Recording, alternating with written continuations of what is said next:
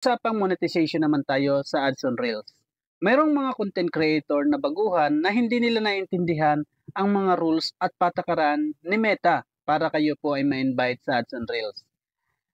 Original, consistent, oo, nag-upload tayo everyday.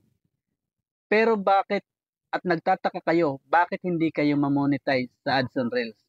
Meron kasing mga prohibited video na hindi dapat natin ina-upload sa ating Facebook Reels.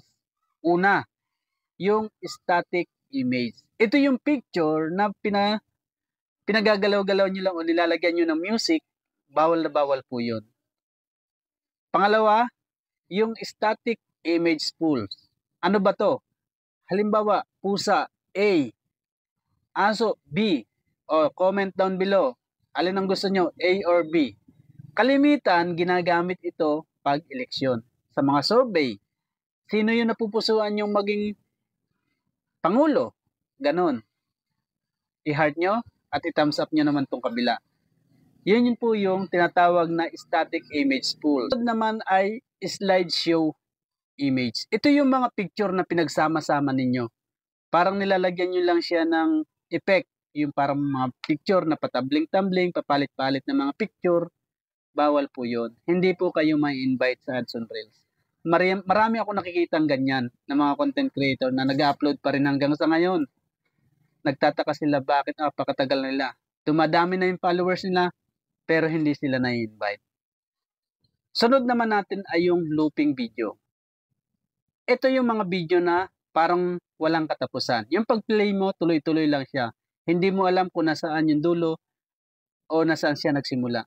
Ang kalimitang example nito yung mga GIF, yung may halimbawa, ibon na lumilipad. Lipad lang siya ng lipad, pero hindi natatapos. Bawal na bawal po yun. Tandaan ninyo, huwag kayong mag-upload ng ganyan. Ating text montage. Ano ba tong text montage nito?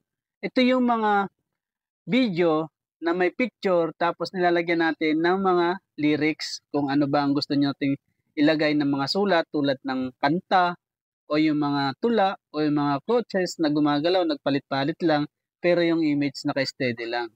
Bawal na bawal po yun. Halimbawa, meron kayong napakagandang view, mga resort, mga tourist spot, tapos nilalagyan nyo lang siya ng mga lyrics o yung mga sulat-sulat na ganyang papalit-palit. Bawal na bawal po yun.